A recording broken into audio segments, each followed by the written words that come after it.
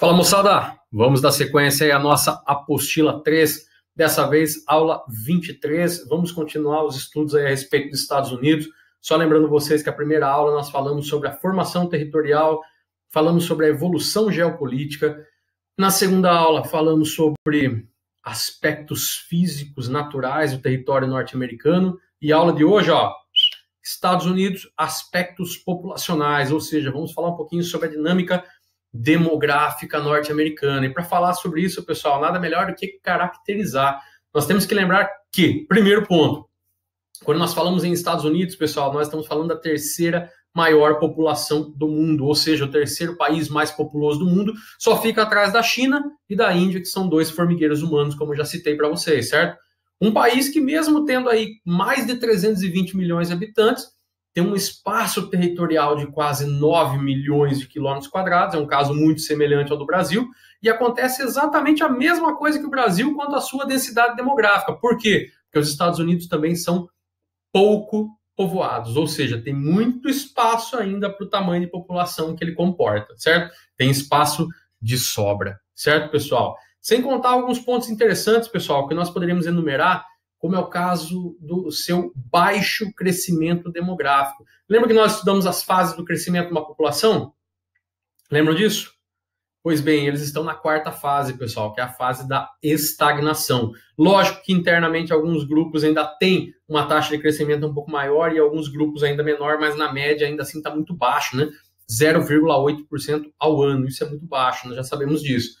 Pois bem, pessoal, e é uma população que apresenta um IDH elevado. Por quê? Apresenta aí boas condições de vida, não para todos, mas apresenta, tá? Uma perspectiva de vida muito maior, um nível de educação muito maior, uma renda maior. Lembrando, pessoal, nós vamos ver nessa aula, tá? Tem grupos distintos dentro da sociedade norte-americana. Isso daqui é apenas uma média, é um geral, certo? Quando nós queremos generalizar, pessoal, a sociedade norte-americana, nós utilizamos esse conceito que eu acabei de colocar para vocês aí, WASP, White, Anglo-Saxon and Protestant, ou seja, pessoal, branco de descendência anglo-saxônica e protestante. Moçada, protestante aí seria religião, tá? 59% da população norte-americana, pessoal, está nesse perfil WASP, certo? Devido principalmente ao quê? Fatores históricos, colonização aí de ingleses, irlandeses e galeses. Gravem esse conceito que nós já vamos falar dele, pessoal. WASP, certo? Ok? Pois bem, só para a gente finalizar aqui esse primeiro momento, galera. Estados Unidos, um país predominantemente urbano. 82%, pessoal, sendo que essa população de 326 milhões de habitantes se apresenta muito concentrada aí em 3 megalópolis. Para quem não lembra o conceito de megalópole, é quando eu trabalho a ideia de região metropolitana mais região metropolitana e as duas muito interligadas, certo? Quais são as 3 megalópolis norte-americanas? Olha aqui, galera. Estão vendo? Não estão vendo? Então vamos ver de novo. Olha aí, ó. Boston, Washington, Chippits, Chicago, Pittsburgh e a São Francisco e San Diego. Certo, pessoal? Ok? Gravem bem essas localizações aqui que nós vamos tornar a falar delas aí algumas vezes ainda até terminar esse estudo sobre os Estados Unidos. Ok? Pois bem, pessoal, população norte-americana, densidade demográfica ou população relativa ou ainda distribuição. Dá uma olhadinha nesse mapa aqui de baixo, galera. Vocês vão perceber o quê? Que nós temos uma concentração maior aqui na porção nordeste dos Estados Unidos, certo? Nossa, mas por quê? Primeiro, fator histórico, pessoal. Os Estados Unidos, assim como o Brasil, começou a ser colonizado pela costa do Atlântico e depois partiu essa colonização em direção ao interior, certo? Só que vocês vão ver o quê, pessoal? Que essa região mais concentrada aí de população coincide com o quê? Com aquelas colônias do norte. Lembram delas? Daquelas 13 colônias? As colônias do norte são aquelas que se industrializaram primeiro. E isso ainda hoje é possível de se ver nessa região, pessoal. É a maior concentração urbana industrial dos Estados Unidos, porque a oferta de emprego é maior. A industrialização só ocorreu lá por fatores históricos, mas também fatores naturais, tá? Presença aí de carvão mineral muito próximo, presença aí de minério de ferro muito próximo, tá? E, obviamente, a proximidade com o litoral, que facilita bastante quando o assunto são exportações, ok? Mas, pessoal, a população norte-americana vem passando por duas grandes alterações demográficas. A primeira são as questões aí das migrações internas. Percebam, pessoal, que todas as setinhas do mapa de baixo estão saindo daquela região concentrada do Nordeste em direção a outros locais do país, certo? Pois bem, galera, nós vemos aí, principalmente nas últimas 4 décadas, a população se deslocando desse Nordeste histórico aqui, ó, perto dos Grandes Lagos, em direção ao Sul, Sudeste, Sudoeste do país, pessoal. Atrás do quê? Novas oportunidades de trabalho, novos vetores de industrialização, e isso nós vamos falar na próxima aula, ok? Qual é a segunda alteração demográfica, pessoal? Segunda grande alteração demográfica. E essa é de suma importância para entender a realidade norte-americana.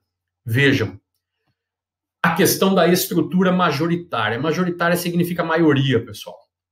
Certo? Os Estados Unidos, dentro dos próximos anos, deixará de ser maioria WASP. Lembra? WASP? White, Anglo-Saxon and Protestant. Branco, descendente de anglo-saxônico e protestante. Pois bem, pessoal, dentro aí de poucos anos, essa lógica vai mudar. Por quê? Nas últimas décadas, os Estados Unidos recebeu muitos imigrantes do mundo todo. Então, com isso, você já tem uma miscigenação, certo? Segundo ponto, as taxas de natalidade desses grupos de imigrantes, por exemplo, aí os latinos e os negros, essas taxas são maiores do que as taxas de natalidade dos grupos tradicionais WASP. Exemplo, pessoal, enquanto uma família WASP tem um filho, uma família de latino ou de negros tem 2 ou 3 filhos. Tá? Tudo isso, dentro de poucos anos, leva aí a uma diminuição significativa do número de WASPs. E eles serão minoria, pessoal, pela primeira vez na história dos Estados Unidos, certo? Quais são os reflexos que a gente já vê na sociedade americana, pessoal? Primeiro, hábitos culinários, muitas comidas mexicanas, latinas, por exemplo, consumidas dentro do território norte-americano. A utilização do Spanglish, são algumas palavras do espanhol adaptadas ao inglês e vice-versa, principalmente na parte sul dos Estados Unidos, quase na divisa com o México, certo? A influência que esses grupos têm nas eleições norte-americanas, pessoal. Por quê? Porque hoje praticamente 1/4 da população norte-americana é de descendência latina. Se algum presidente norte-americano, algum candidato, pretende chegar à presidência, ele tem que ter ali a aceitação desse grupo de latinos, certo? Então, você tem aí um grupo de significância muito grande agora, certo? E outra coisa, pessoal, que está sendo muito tratada nos últimos 20 anos, o endurecimento das políticas de imigração. Tanto é que o governo aí nas últimas eleições, o Donald Trump conseguiu muito aval do seu eleitorado exatamente com essa proposta anti-imigração, tá, pessoal? Até mesmo aí de mandar embora os imigrantes ilegais, não aceitar imigrantes, construir muro com o México e por aí vai. Nós sabemos que boa parte desse muro já existe, pessoal. Dá uma olhadinha nesse mapa aqui de baixo. Ó. Boa parte da fronteira dos Estados Unidos com o México, aí você tem um rio, certo? O que não é o rio, você tem cerca de pedestres e cerca de veículos. Cercas como essa que eu acabei de colocar para vocês aí agora, tá? O acesso do México para os Estados Unidos não é tão fácil, pessoal. Tanto é que veio ainda endurecendo essas políticas de imigração, sejam as legais ou ilegais nos últimos anos, e cada vez você tem menos imigrantes chegando ao território norte-americano. Ok? Moçada, só para finalizar, nós vamos trabalhar um pouquinho a questão do negro nos Estados Unidos.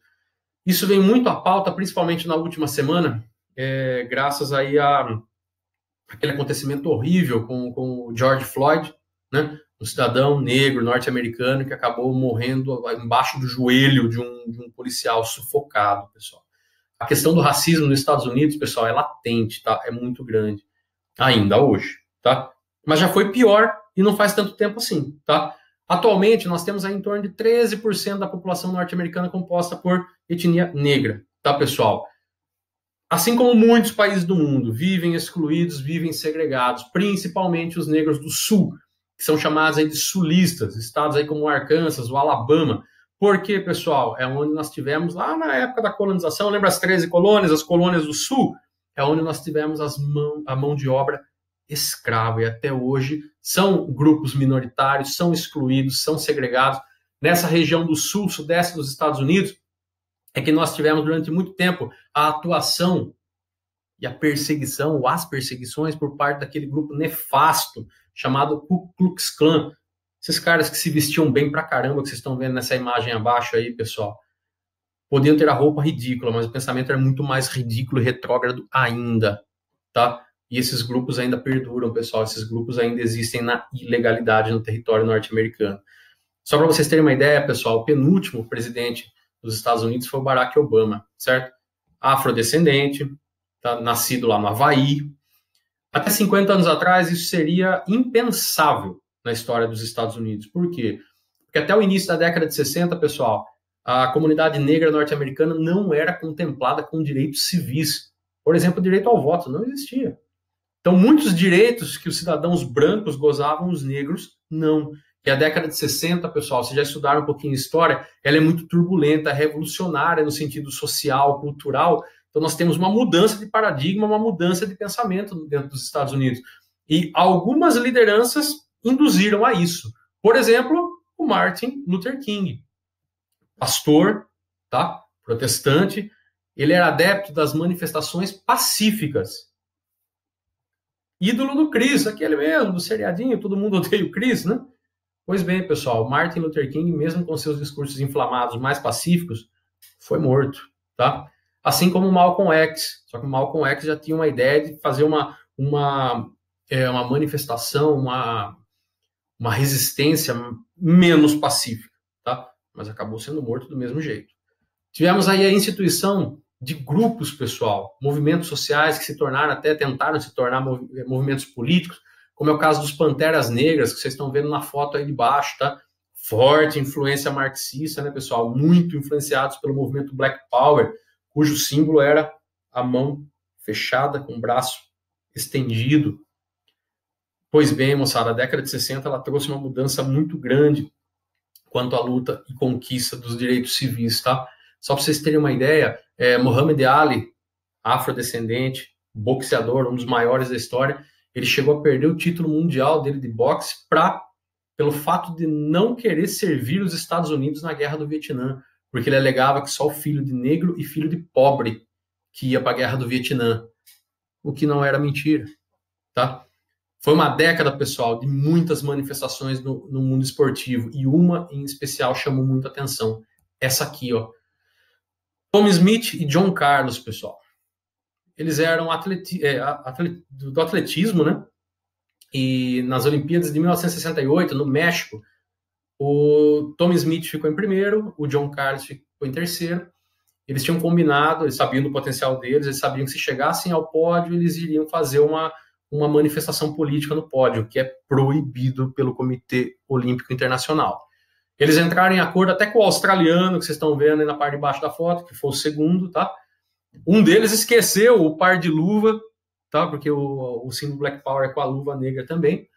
E tanto é que pode ver que um tá com a mão direita, o outro com a mão esquerda erguida, porque eles usaram o mesmo par de luvas, e a ideia foi desse australiano que deu todo o apoio a essa manifestação. O Comitê Olímpico Internacional rechaçou esses dois corredores, esses três, para falar a verdade, tá? Esse australiano já veio a falecer já em 2006, se eu não me engano, e esses dois norte-americanos que estiveram com ele no pódio fizeram questão de carregar o caixão no dia do enterro, pessoal. Então, assim, é muito triste a gente imaginar que até no mundo esportivo, algumas ações, algumas manifestações de cunho racista acabam tendo o aval, tá? Como forma de legitimar uma neutralidade do esporte ou algo do tipo, né? O esporte também é um tipo de manifestação humana e que, se não feito de acordo, pode vir a reproduzir aí alguns pensamentos retrógrados, alguns pensamentos antigos, antiquados, errados, como é o caso aí disso que aconteceu aí na década de 1960, tá? Literalmente, pessoal, esses dois entraram para a história, ok? Espero aí que vocês tenham tirado muitas dúvidas aí, que eu tenha elucidado algumas dúvidas de vocês. Estou à disposição, por favor, me chamem no chat, tá? Podem me chamar por rede social também, estou à disposição de vocês e até a próxima.